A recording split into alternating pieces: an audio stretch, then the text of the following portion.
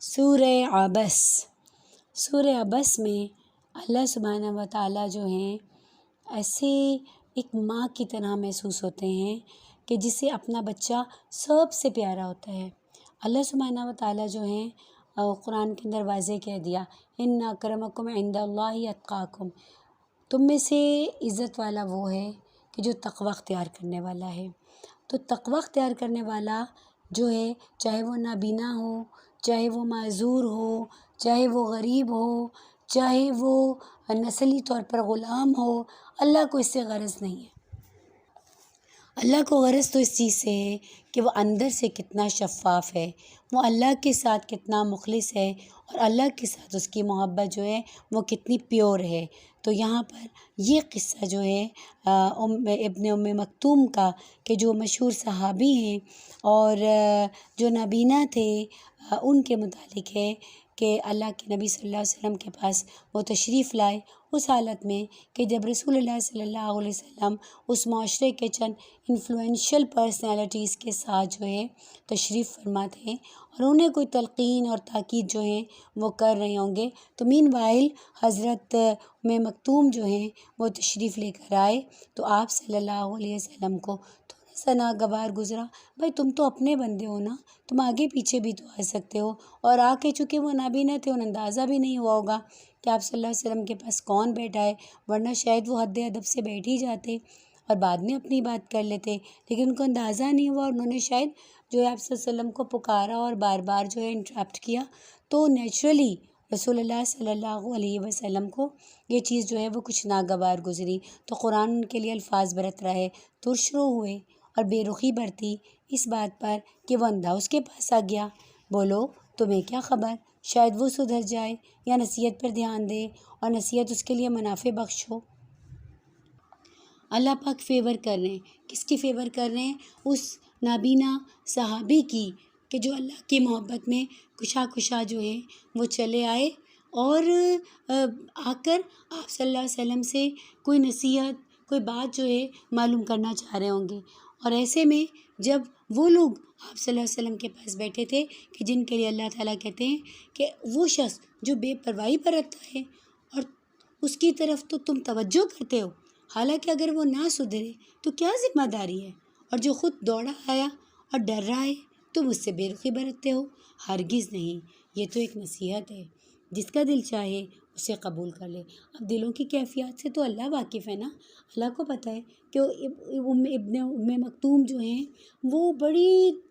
جو ہے پاک صاف دل کے ساتھ سچے دل سے کچھ پوچھنے کے لیے، کچھ مانگنے کے لیے آئے ہیں آپ صلی اللہ علیہ وسلم سے، اور جو دوسرے لوگ ہیں نا ان کے دل کے اندر کھوٹ ہے نا۔ ابھی ہم صبح بھی پڑھ رہے تھے نا کہ ہدایت تمہیں مل نہیں سکتی جب تک کہ اللہ نہ چاہے۔ اللہ کیوں نہ چاہے کہ ہمیں ہدایت ملے، اور اللہ کیوں چاہے کہ ہمیں ہدایت جو ہے وہ نہ ملے؟ اس لیے اگر ہمارے دلوں میں کھوٹ ہے تو اللہ تعالیٰ تو خود پاک ہیں، طیب ہیں، پاکیزہ ہیں، اللہ تعالیٰ انہی چیزوں کو پسند کرتے ہیں، کھوٹ کو پسند نہیں کرتے۔ تو اسی طرح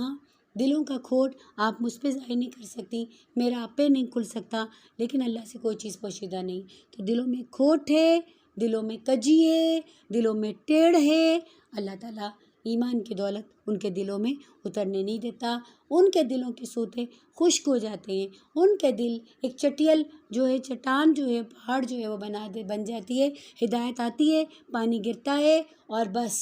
گزر کے چلا جاتا ہے، اس کے اندر نہیں اترتا۔ تو اللہ سبحانہ و تعالیٰ کہہ رہے ہیں کہ یہ شریف آدمی، یہ محبت سے مارا ہوا، یہ دوڑا ہوا آ رہا ہے، یہ ڈر رہا ہے، اور تم اسے بے رخی کرتے ہو، ہرگز نہیں۔ یہ نصیحت ہے، جو چاہے قبول کر لے، یہ ایسے صحیفوں میں درج ہے جو مکرم ہیں، بلند مرتبہ ہیں، پاکیزہ ہیں، معزز اور نیک کاتبوں کے ہاتھ میں رہتے ہیں۔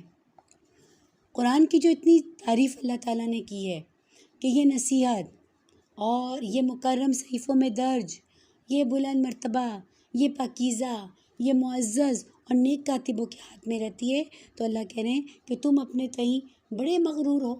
اور تم اپنے تئیں یہ سمجھتے ہو کہ ہم اس قرآن کے ساتھ جو ہے وہ اس کو قبول کر کے ہم شاید کوئی احسان کریں گے۔ جی نہیں، اللہ تعالیٰ کہہ رہے ہیں کہ تم اس قابل ہی نہیں ہو، کیونکہ تمہارے دل میں پاکیزگی نہیں ہے، تم اس قابل نہیں ہو کہ تم اس قرآن کی دعوت کو اپنے دل کے اندر جو ہے وہ جذب کرو، کیونکہ تمہارے دلوں کے اندر جو ہے وہ ناپاکی ہے، تمہارے دلوں کے اندر کھوٹ ہے، تمہارے دماغوں کے اندر خناس ہے۔ تو جب تک تم سر تسلیم خم نہیں کرو گے تو ہم اس قرآن کو سمجھنے کے لیے تمہیں عقل، فہم، سمجھ، بصیرت عطا نہیں کریں گے۔ اس کے بعد اللہ کہتے ہیں لعنت ہو انسان پر، کیسا سخت منکر حق ہے۔ اللہ کی پھٹکار پڑ رہی ہے، اللہ کہہ رہے مارا جائے کیسا انسان جو حق کو سامنے دیکھتے ہوئے جبکہ وہ روز روشن کی طرح آیا ہے اس کا منکر ہے۔ کس چیز سے اللہ نے اسے پیدا کیا؟ نطفے کی ایک بوند سے۔ کتنی جگہ ہم اس ذکر کو پڑھ چکے ہیں۔ اللہ تعالیٰ کسی اور چیز سے نہیں، سب سے بڑھ کے میری پیدائش سے ہی مجھے یاد دلاتا ہے کہ تمہاری پرورش کس چیز سے ہوئی۔ اللہ نے پیدا کیا، اللہ نے اس کی تقدیر بھی مقرر کر دی، مطلب ابھی وہ ماں کے پیٹ میں ہی تھا کہ اللہ نے طے کر دیا کہ یہ مرد بنے گا، یہ عورت ہوگی۔ اس کا قد، اس کی جسامت، اس کے اعضاء کون سا ٹھیک ہوگا، خدا نخواستہ کس میں جو ہے وہ نقص ہوگا، اس کے جسم کی توانائیاں کیسی ہوں گی، اس کی ذہنی صلاحیتیں کیا ہوں گی، یہ کس خاندان، کس جگہ، کس ماحول میں پرورش و تربیت پائے گا، اس کی شخصیت میں، اس کے ڈی این اے میں کون کون سے جو اس کی جینیٹیکلی جو چیزیں جانی ہیں وہ کون کون سی جو ہے وہ جانی ہیں۔ تو اللہ تعالیٰ کہتے ہیں کہ میں نے یہ سب کچھ جو ہے تمہارے لیے لکھ کر رکھ دیا، پھر اس کے لیے زندگی کی راہ کو بھی آسان کر دیا، یعنی وہ تمام میں نے اسباب مہیا فرمائے اور اس کو قوت اور صلاحیت عطا فرمائی اور اس کو ججمنٹ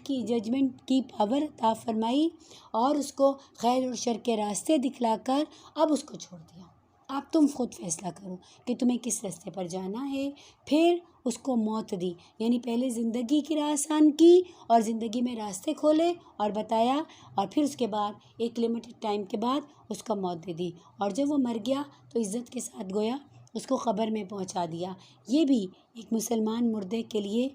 جو ہے اعزاز کی بات ہے کہ کتنی احترام اور محبت کے ساتھ اس کو نئے کپڑے پہنا کے، اس کو نہلا دھلا کے، اس کو کندھوں پہ سوار کر کے، اس کو الوداعیہ جو ہے اس کی تقریب جو ہے وہ کیسی جو ہے اللہ تعالیٰ جو ہے وہ ایک جو ہے وہ کرواتے ہیں،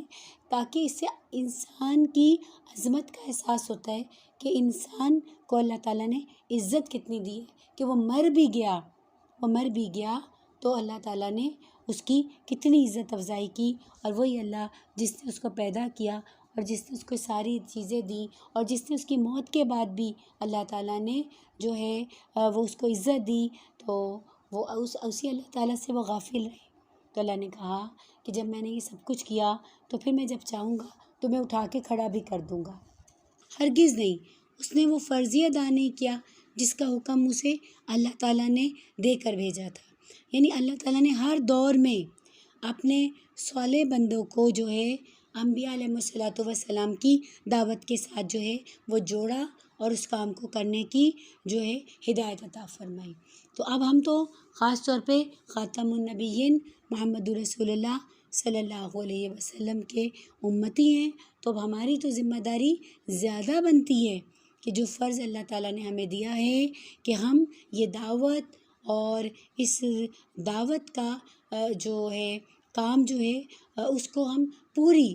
توجہ کے ساتھ جو ہے وہ کریں، اور وہ نظام جو محمد رسول اللہ صلی اللہ علیہ وسلم کے ساتھ اللہ نے بھیجا تھا، کہ جس نظام کی نمایاں باتیں جو ہیں وہ یہ تھیں کہ ہمارا جینا، ہمارا مرنا، ہمارا کھانا، ہمارا کمانا، ہماری سوچ، ہمارا لباس، ہمارے قوانین، ہر چیز جو ہے اس کتاب کے تابع ہوں گی، ان اصولوں کے تابع ہوں گی جو اس قرآن اور اس اللہ کے نبی صلی اللہ علیہ وسلم کے بنائی ہوئی شریعت جو ہے، جو بھیجی ہوئی شریعت ہے، اس کے مطابق ہوں گے۔ تو کا وہ فرض ہی نہیں ادا کیا جس کا اللہ نے ہمیں حکم دیا تھا؟ تو پھر اللہ کہتے ہیں